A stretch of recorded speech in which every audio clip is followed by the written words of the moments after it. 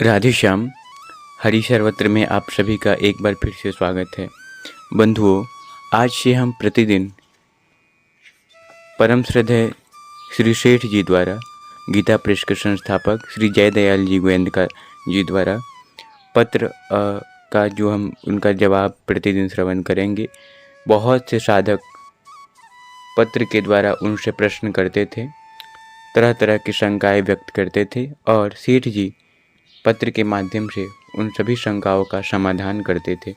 तो आज से हम प्रतिदिन एक एक पत्र का देखेंगे, शंका और समाधान, क्योंकि इसमें से बहुत महत्वपूर्ण जानकारी आप सभी को प्राप्त होगा।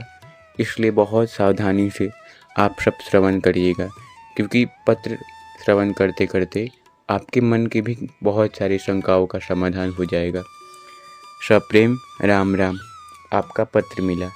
आपने कई शंकाएं की हैं, उनका उत्तर क्रमशः इस प्रकार है।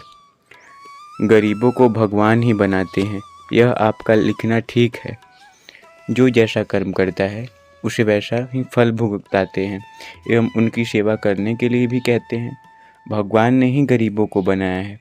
इसका मतलब यह नहीं है कि वे बेचारे कष्ट पाते रहें एवं उनकी सेवा भी न की जाए। सेवा का काम अपने लोगों की जिम्मे है। जैसे कोई चोरी डकैती या बदमाशी करता है तो पुलिस द्वारा गवर्नमेंट उसे पर्याप्त मात्रा में दंड दिलवाती है। अगर उस दोषी के कहीं घाव हो जाता है तो मलहम पट्टी के लिए भी उचित व्यवस्था रहती है। मार पीट कर ही नहीं छोड़ दिया जाता। इसी प्रकार भगवान उन्हें दंड भुगताने के लिए गरीबी देते हैं।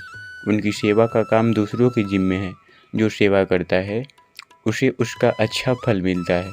अतः सेवा करने वाले को तो कर्तव्य समझकर गरीबों की ही सेवा करनी चाहिए। आपने मित्र भाव रखने वाले एक व्यक्ति का उदाहरण दिया। आपने उसे दुकान करवाई और वह सब रुपया लेकर चंपत हो गया।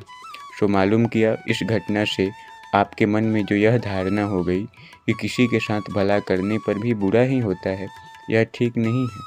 आपके साथ कोई बुराई का व्यवहार करे तो आपको बुरा नहीं मानना चाहिए। आपको तो उसके साथ अच्छे से अच्छा व्यवहार करना चाहिए।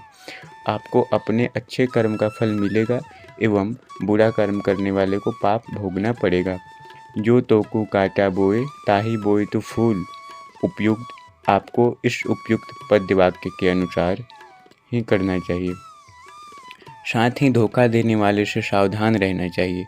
कोई कांटा बने तो बने, आपको तो फूल ही बनना चाहिए। आप कल्याण अंक तथा गीता प्रेस से पुस्तक मंगाकर बराबर पढ़ते हैं, सो बहुत उत्तम बात है।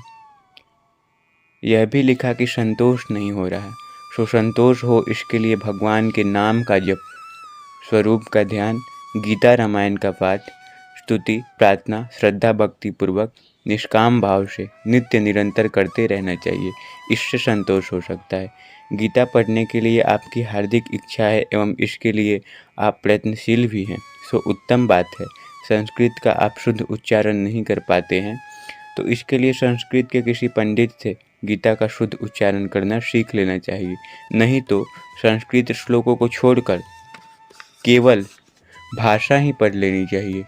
आपकी शंकाओं का अपनी साधारण बुद्धि के अनुसार दे दिया गया है। और भी कोई बात आप पूछना चाहें तो निसंकोच पूछ सकते हैं। राधे श्याम।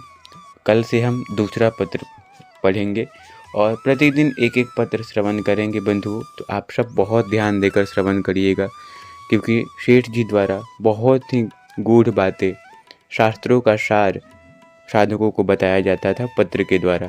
तो उन सभी पत्रों का संग्रह है। तो सभी पत्रों का एक एक ऑडियो आपको प्राप्त होगा। आप सब श्रवण कर सकते हैं। ठीक है। जितने भी साधक हैं सभी के चरणों में प्रणाम। राधे श्याम।